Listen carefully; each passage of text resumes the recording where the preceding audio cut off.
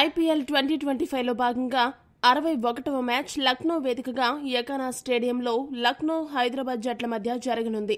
ప్రస్తుతం హైదరాబాద్ జట్టు 7 పాయింట్లతో 8వ స్థానంలో ఉండగా లక్నో జట్టు 10 పాయింట్లతో 7వ స్థానంలో ఉంది.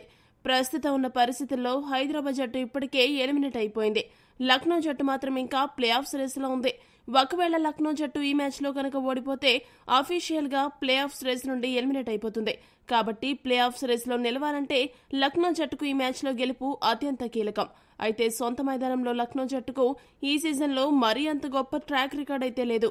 ఈ సీజన్లో లక్నో జట్టు ఇప్పటి వరకు సొంత మైదానంలో 5 మ్యాచ్లు ఆడగా 2 గెలిచి 3 ఓడిపోయింది. దీన్ని బట్టి యకానా స్టేడియం లక్నోకి కంచుకోట కాదనే విషయం అర్థమవుతుంది. ప్రస్తుతం గుజరాత్, బెంగళూరు, పంజాబ్ జట్లు ప్లే ఆఫ్స్ కు ఇప్పటికే చేరిపోయాయి. ఇక మిగిలిన ఒక స్థానం కోసం ముంబై, లక్నో, ఢిల్లీ జట్లు పోటీ పడుతున్నాయి. ఇటువంటి పరిస్థితుల్లో లక్నో జట్టు గనుక ఈ మ్యాచ్లో ఓడిపోతే ఆ జట్టు ప్లే ఆఫ్స్ రేస్ నుండి పూర్తిగా తప్పుకుంటుంది. అదే లక్నో జట్టు గనుక ఈ మ్యాచ్లో గెలిస్తే ఢిల్లీ అలానే ముంబై జట్లకు గట్టి పోటీ ఇచ్చే అవకాశం ఉంది. ఇటువంటి పరిస్థితుల్లో లక్నో జట్టు ఓడిపోతే తమకు పోటీ తగ్గుతుంది. కాబట్టి ముంబై అలాగే ఢిల్లీ జట్లు లక్నో ఓడిపోవాలని భావిస్తున్నాయి, బలంగా కోరుకుంటున్నాయి. అంతేకాదు ఈ మ్యాచ్లో సాధించడానికి హైదరాబాద్కి ఏమీ మిగల్లేదు. అయితే లక్నోపై ఒక చిన్న ప్రతీకారం అయితే మిగిలిపోయింది. ఈ సీజన్ ఆరంభంలో హైదరాబాద్ జట్టుని ఉప్పల్లో లక్నో జట్టు దారుణంగా ఓడించింది.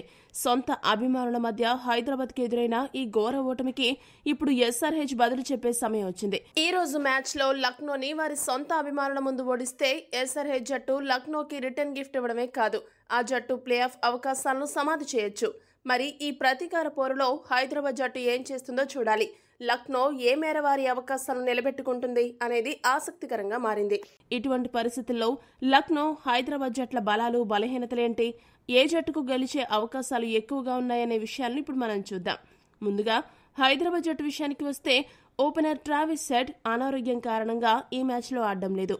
ఈ పరిస్థితుల్లో అభిషేక్ శర్మ, ఇషాన్ కిషన్ ఓపెనర్లుగా బరిలోకి దిగుతారు. ట్రావిస్ హెడ్ స్థానంలో సచిన్ బేబీ లేదా స్మరణ్ రవిచంద్రన్ కు అవకాశం దక్కే సూచనలు కనిపిస్తున్నాయి. ప్రస్తుతం హైదరాబాద్ జట్టు ఏ విభాగంలో కూడా అంత గొప్పగా కనిపించడం లేదు. అభిషేక్ శర్మ అప్పుడప్పుడు మెరిపిస్తున్న మెరుపుల మినహా హైదరాబాద్ బ్యాటింగ్ లో చెప్పుకోదగ్గ స్థాయిలో ఎవరూ ఆడటం లేదు. మరి ఈ మ్యాచ్లోనైనా హైదరాబాద్ బ్యాటర్లు తీసుకున్న డబ్బుకు న్యాయం చేస్తారా లేదా అనేది వేచి చూడాలి.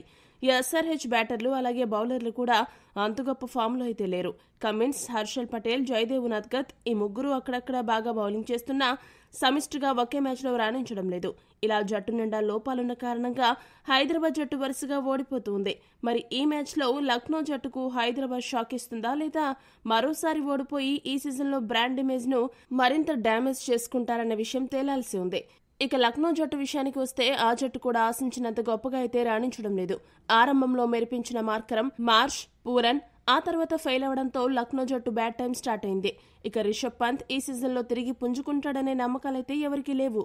కాకపోతే ఎల్ఎస్జీ టాప్ 3 బ్యాటర్లు గనుక మళ్లీ ఫామ్లోకి వస్తే ఈ మ్యాచ్లో లక్నో జట్టు సునాయాసంగా గెలిచే అవకాశాలున్నాయి.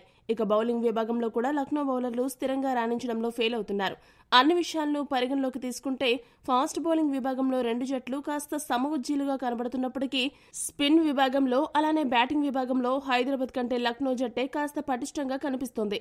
ఇటువంటి పరిస్థితుల్లో ఈ మ్యాచ్లో లక్నో జట్టు గెలిచే అవకాశం 60% ఉండగా హైదరాబాద్ జట్టు గెలిచే అవకాశం 40% ఉంది. మీ దృష్టిలో ఈ మ్యాచ్లో ఏ జట్టు గెలుస్తుందని మీరు భావిస్తున్నారో కామెంట్ చేయండి. మరిన్ని స్పోర్ట్స్ అప్డేట్స్ కోసం మా ఛానల్ ను సబ్స్క్రైబ్ చేసుకోండి.